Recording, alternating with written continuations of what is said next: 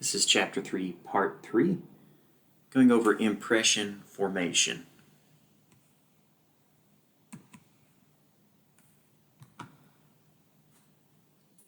We form impressions, and others form impressions of us through interpersonal interaction.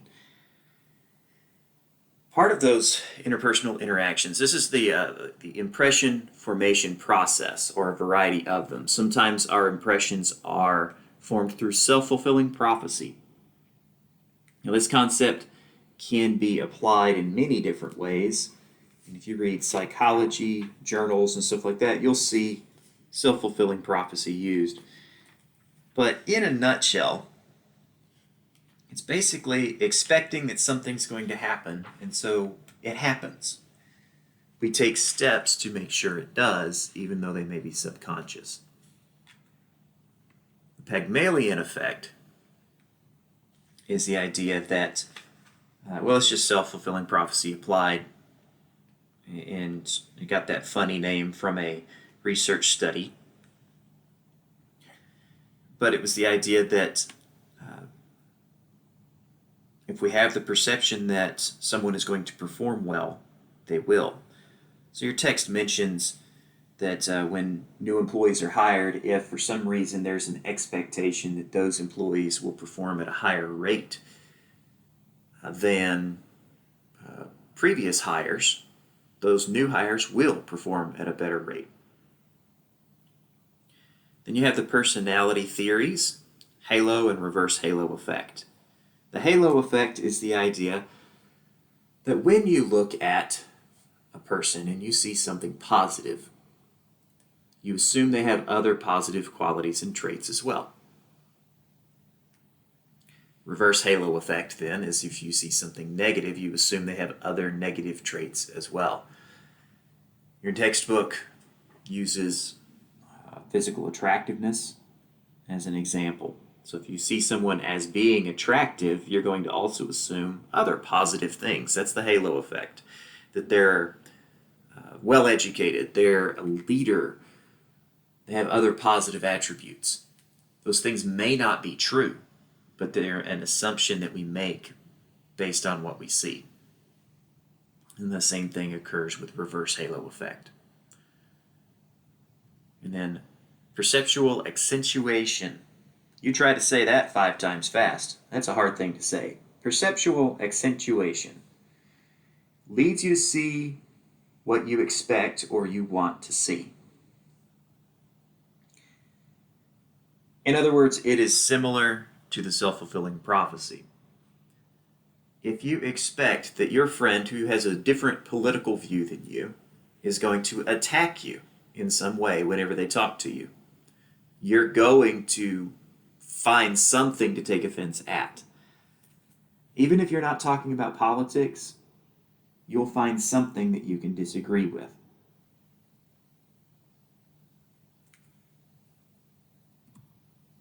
Then we have primacy recency. Primacy recency is about first impressions.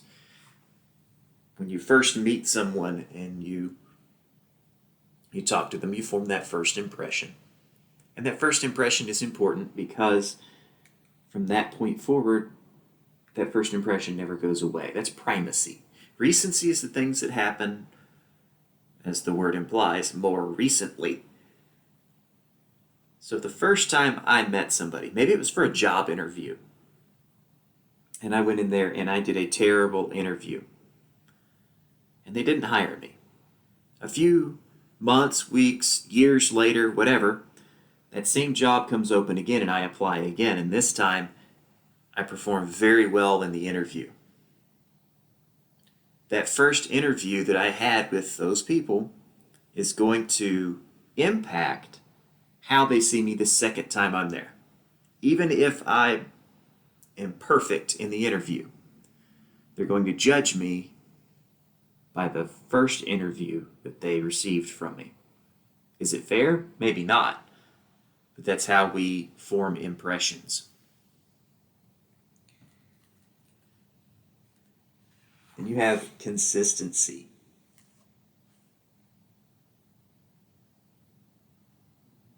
People expect certain things to go together and other things to not go together.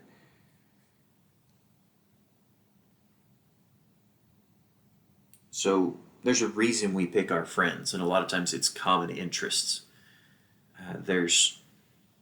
So whenever you're getting to know someone and you find out you like similar things, you want to know more about them, and you make assumptions about them. That's that consistency.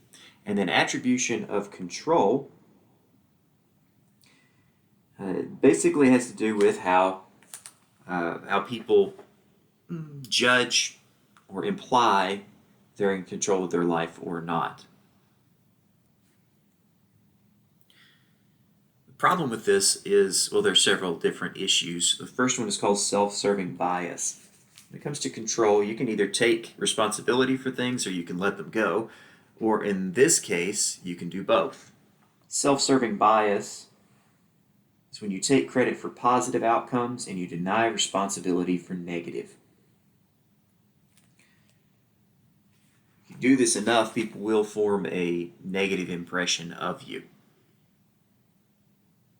Then you have over-attribution, which is where you single out one or two obvious characteristics of a person and attribute everything that person does to these one or two characteristics. So they do that because of whatever. They do that because they got a college education. The example from the text, that happens because they're blind. That was the example they used there. And many times, those factors have very little to do with whatever it is that you're talking about. It's over-attribution. And then the fundamental attribution error is where you assess someone's behavior but overvalue the contribution of internal factors and undervalue the influence of external factors. If someone shows up late to an engagement, you may attribute it to them being ill-prepared, or to them being irresponsible, or overall they're just disrespectful of your time. So you may attribute it to those things, but in reality maybe it was something external, like a flat tire, or getting held up at work, or any number of other things. So we need to be careful not to attribute everything to personality when there may be external factors involved.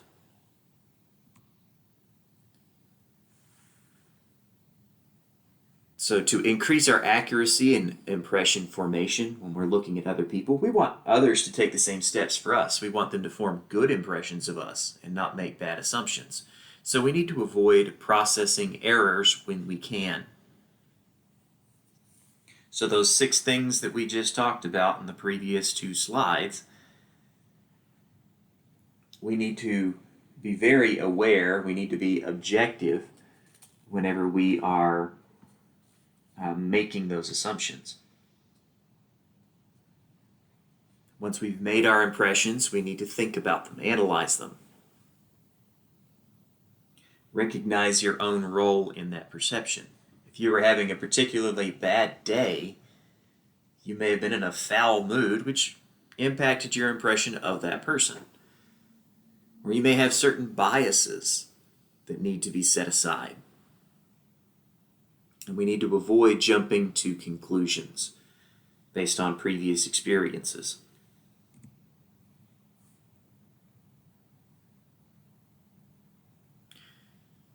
You can also check yourself. Check your perceptions.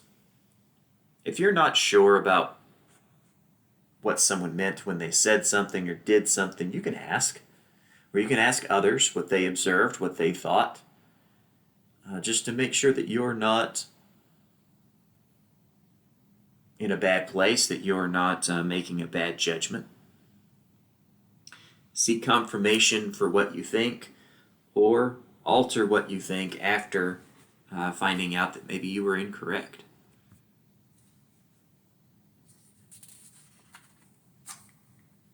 We also might try to reduce uncertainty in understanding other people. We can do this in part through observation.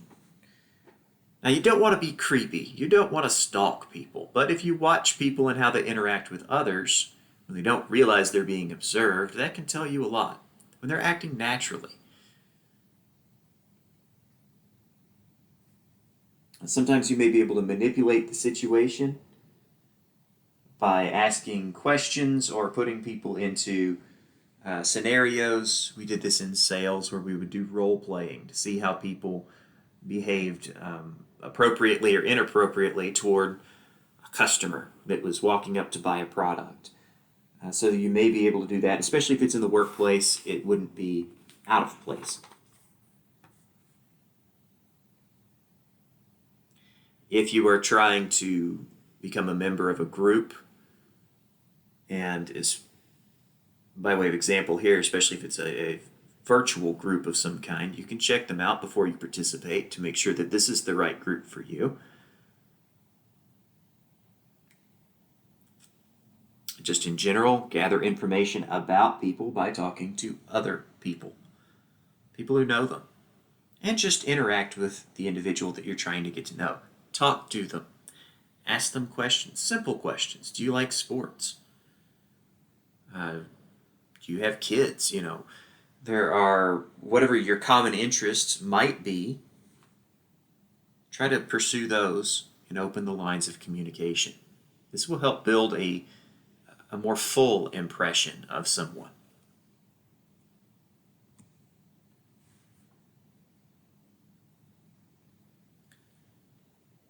Continuing on here, last slide for this part of the presentation.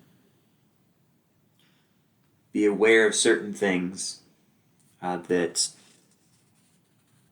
might hinder your ability to form a good impression, such as the just world hypothesis, that good things happen to good people, bad things happen to bad people. So if something bad happens to someone, don't make the assumption they're a bad person. A situation in life just occurred.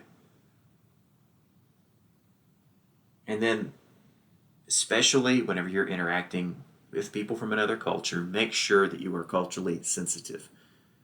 In Chapter 2, we talked a lot about cultural differences and interacting across cultures. Build those skills so that when you are interacting with people from other cultures, you can be culturally literate and culturally sensitive.